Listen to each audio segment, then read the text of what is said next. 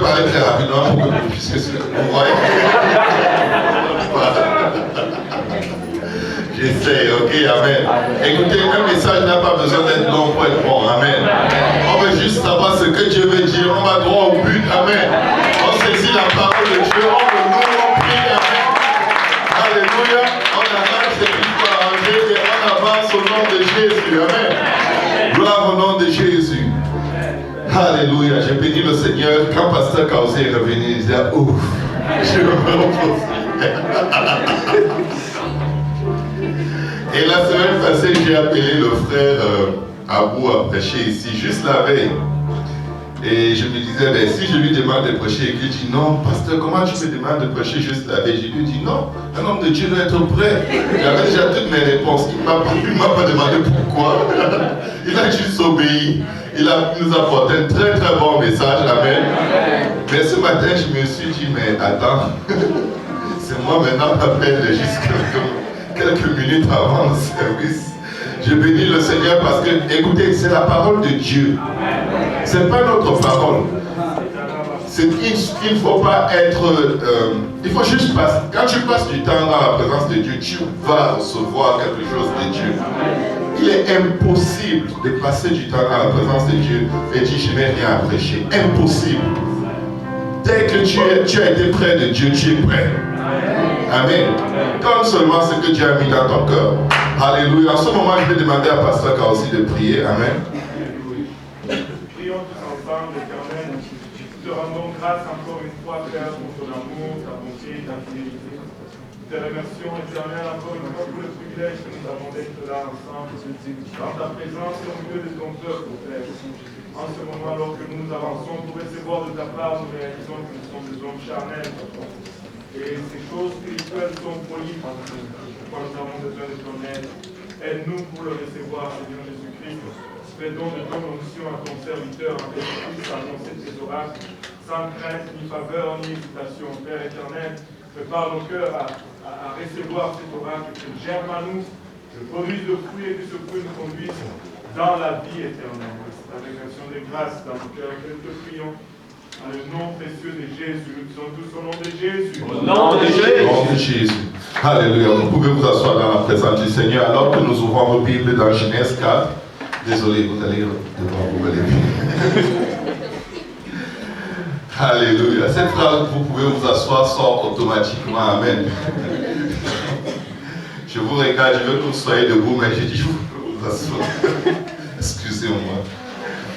Alléluia. Et Genèse au chapitre 4, nous allons lire la parole de Dieu au nom de Jésus. Adam connut Ève, sa femme, elle conçut et enfanta Caïn et elle dit, j'ai formé un homme avec l'aide de l'Éternel. Amen. Elle enfanta encore son frère Abel. Abel fut berger et Caïn laboureur. Au bout de quelque temps, Caïn fit à l'Éternel une offrande des fruits de la terre. Amen. Caïn a fait son offrande en premier. Amen.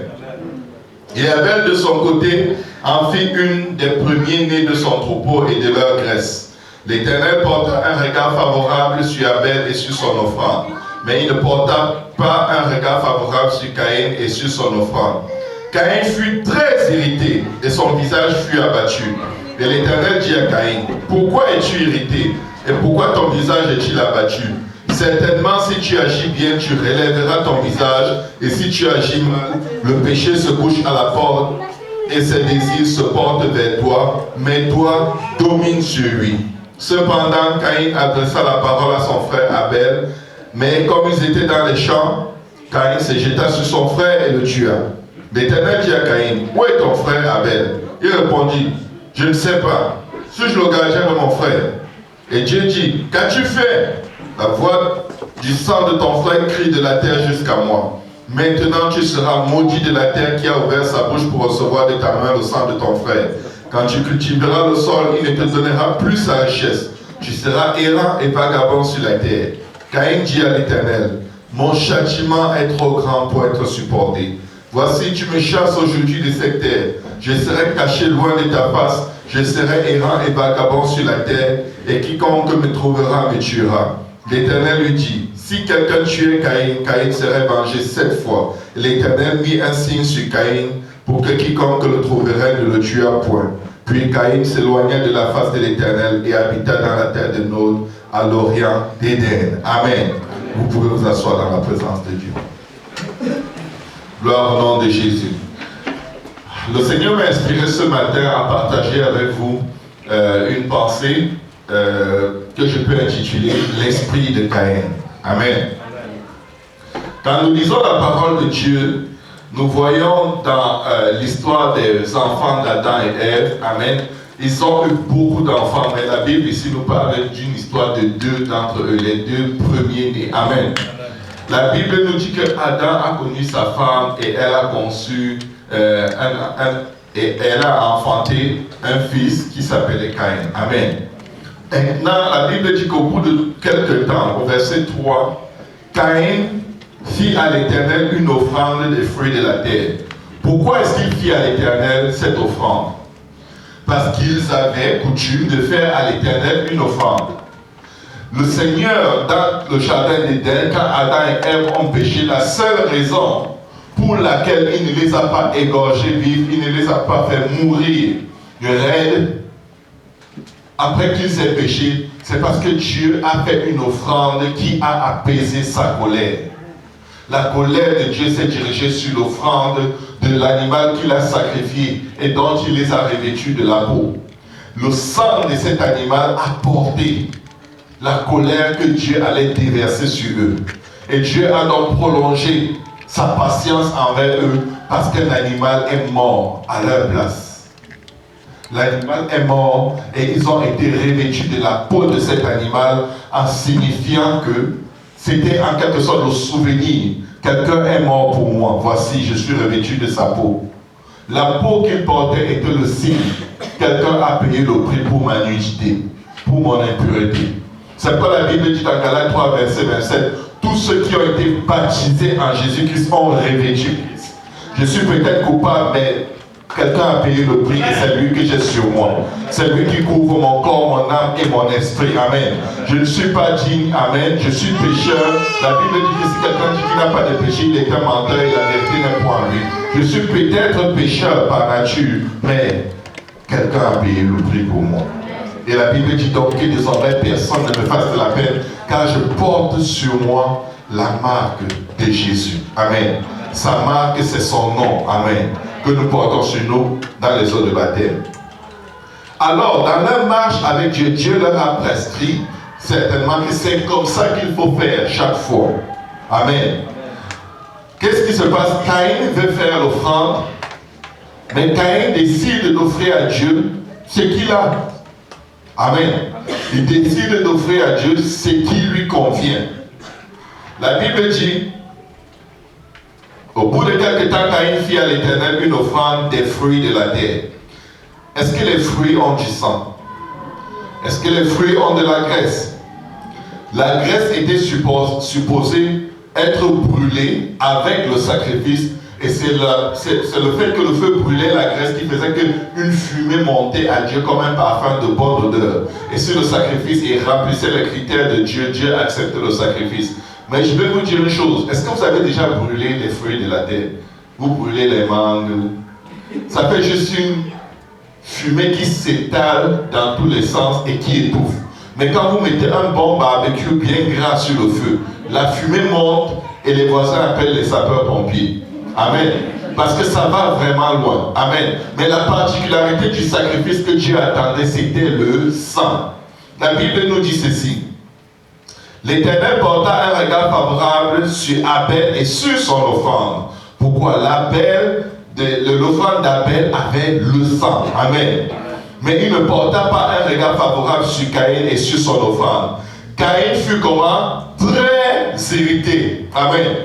Et son visage fut abattu. Je ne souhaite pas pour toi que tu sois irrité aujourd'hui. Parce que ce n'est certainement pas le Saint-Esprit qui t'a irrité. Amen. Ce n'est pas les fruits de l'Esprit en toi qui font que tu sois irrité. Amen. L'Éternel dit à Caïn, vous voyez, Dieu est préoccupé quand quelque chose nous offense, quand quelque chose nous blesse, quand quelque chose nous touche. Et généralement, quand Dieu te regarde, il va voir que le problème, ce n'est pas la personne qui t'a irrité, c'est toi qui t'es irrité. Caïn s'est irrité lui-même. Pourquoi Dieu accepte l'offrande de mon frère, il n'accepte pas mon offrande. Il ne dit pas, oh, il faut que je fasse une offrande comme celle de mon frère. Mais il dit, non, je vais prendre l'option irritation. Je m'irrite. C'est un choix. L'irritation, c'est un choix. Écoute mon frère, ma soeur, si tu es irrité, peu importe les circonstances, c'est un choix parmi plusieurs autres choix. Amen. Tu peux avoir de bonnes raisons, mais c'est un choix. Tu es irrité parce que tu as choisi de t'irriter. Amen. Amen. Écoute, si quelqu'un te frappe, tu as mal, tu n'as pas le choix. Parce que l'action fait que ton système nerveux te communique de la douleur. Mais l'irritation, c'est un choix. Tu peux avoir mal dans ta chair et refuser de t'irriter. Tu pardonnes à la personne, tu dis c'est un accident. Tu choisis de ne pas t'irriter même si tu as mal dans ta chair. Écoutez, l'irritation c'est vraiment une émotion qui est reliée à notre volonté, à notre propre choix. Amen. Et choisit de s'irriter. Mais Dieu sait que la colère n'accomplit pas la justice de Dieu. Alors il vient négocier avec lui. Écoutez, Dieu est humble. Dieu est tellement humble. Parce que tout ce qu'il fait, c'est toujours et uniquement pour nous sauver. Il vient le voir parce qu'il veut le sauver. Parce qu'il sait que cette irritation à laquelle il s'adonne, ça ne l'amène pas dans une bonne direction. Dieu, dans son humilité, au lieu de lui dire, ça t'apprendra, tu aurais dû me donner du sang ici. Tu aurais pu négocier avec ton frère et égorger un animal. Que ce soit la dernière fois que tu m'apportes des fruits. Dieu laisse ça. Il vient le voir. Il lui dit, écoute, certainement, il lui dit, pourquoi es-tu irrité? Genre, examine un peu ce qui te met là où tu es. Examine un peu ce qui te rend jaloux. Examine un peu ce qui te donne tant d'amertume. Est-ce qu'il n'y a pas quelque chose que toi-même tu peux faire par rapport à cela? Est-ce qu'il n'y a pas quelque chose que si tu faisais mieux, tu ne te retrouverais plus là-bas? Et Dieu l'aide à s'examiner et Dieu va même lui donner la révélation de ce qu'il aurait pu faire pour ne pas se retrouver là-bas. Qu'est-ce que Dieu lui dit? Pourquoi es-tu irrité et pourquoi ton visage est-il abattu? Vous avez déjà vu quelqu'un qui est irrité et qui est comme ça? Non, le visage suit. Amen. Amen. Dieu lui a donné une opportunité de mettre les choses à l'endroit où il peut sourire, ne plus être irrité, et tout le monde est content. Dieu lui dit ceci, certainement si tu agis bien, tu es ton voisin, si tu agis bien, tu relèveras ton visage. Ce n'est pas de la faute de ton frère, ce n'est pas de la faute de ta soeur. Amen. Et si tu agis mal, donc Dieu est en train de lui dire, l'affaire ne va pas s'arrêter là. Parce que là maintenant où tu te trouves, il y a deux directions. Soit tu rentres faire ce que tu es supposé faire pour ne plus être irrité et être joyeux, ou alors tu continues dans la doctrine de ton irritation et tu auras les fruits. Et il dit, et si tu agis mal, le péché se couche à ta porte.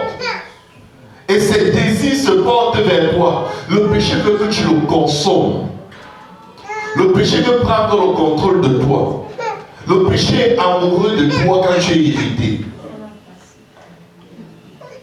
Le péché est fou d'amour pour toi. Il dit, s'il te plaît, il y a un truc que je peux te donner. Il y a quelque chose que je peux te pousser à faire. Si tu le fais, après tu vas être très bien. Tu ne vas plus être fâché.